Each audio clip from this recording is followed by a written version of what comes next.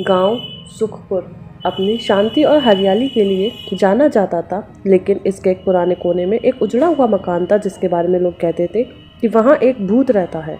यह मकान कई सालों से वीरान पड़ा था और कोई भी वहाँ जाने की हिम्मत नहीं कर पाता था। लेकिन गांव के एक किशोर आरव, जो इन बातों पर विश्वास नहीं करता था, एक बहादुर लड़का था।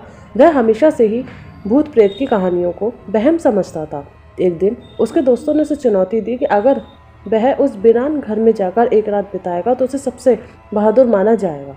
आरव ने बिना सोचे समझे उस चुनौती को स्वीकार कर लिया। शाम ढलते ही आरव एक टॉर्च, माचिस और एक कंबल लेकर उस खंडरनुमा घर में पहुंच गया। घर की दीवारों पर दरारें थीं, खिड़कियां टूटी हुई थी और अजीब सी गंध पूरे घर में फैली हुई थी। लेकिन आरव ने खुद को मजबूत रखा।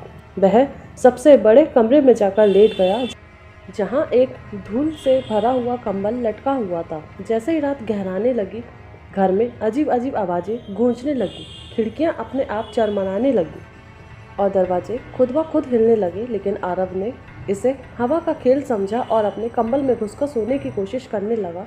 तभी अचानक उसने महसूस किया कि बिस्तर के नीचे कोई है।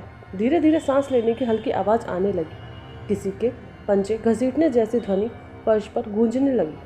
आरव का दिल तेजी से धड़कने लगा। उसने टॉर्च जलाकर नीचे झांकने की कोशिश जुटाई, लेकिन वहाँ कुछ नहीं था। वह खुद को समझाने लगा कि यह उसका भ्रम है, लेकिन तभी उसे पलंग के नीचे किसी के नाखूनों से खरोंचने की स्पष्ट आवाज़ सुनाई दी।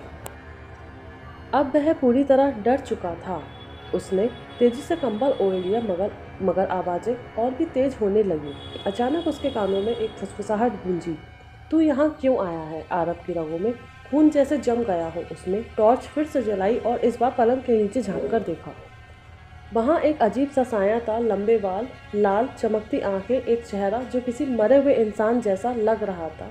वह चेहरा सड़ा गला था, उसके लंबे लंबे नाखून फर्श पर खरोच रहे थे। आरव की चीख उसके गले में ही घुटकर रह गई। उसने जैसे तैसे हिम्मत करके पलंग से छलांग लगाई और दरवाजे की ओर दौड़ पड़ा, पर दरवाजा अपने आप बंद हो गया। वह कमरे में कैद हो गया और अब साया धीरे धीरे पलंग के नीचे से रेंगते हुए बाहर आने लगा। आरव ने खिड़की से कूदने की कोशिश की, लेकिन अचानक उसने महसूस किया कि किसी ने उसके पैर पकड़ लिए हैं। वह साया अब पूरी तरह से उसके सामने था, भयानक, डरावना और बेहद गुस्से में। मैंने कहा था यहाँ मत आना, एक कर्कश आवाज़ गूंजी। आरव की आंखों के आगे अंधेरा छाने लगा। अचानक गांव के कुछ लोगों ने आरव की चीखें सुन ली और घर का दरवाज़ा तोड़कर अंदर आए। उन्होंने आरव को बेहोश पाया, लेकिन वहाँ कोई नहीं था। सुबह जब आरव को होश आया तो उसने सबको सारी बातें बताई।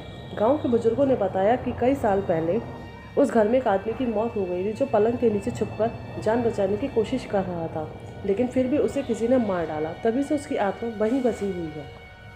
उस दिन के बाद से आरव कभी भी वीरान घरों की चुनौती नहीं स्वीकार करता और वह जान गया था कि हर कहानी सिर्फ वहम नहीं होती, कभी कभी सच में बिस्तर के नीचे कोई छुपा हो सकता है।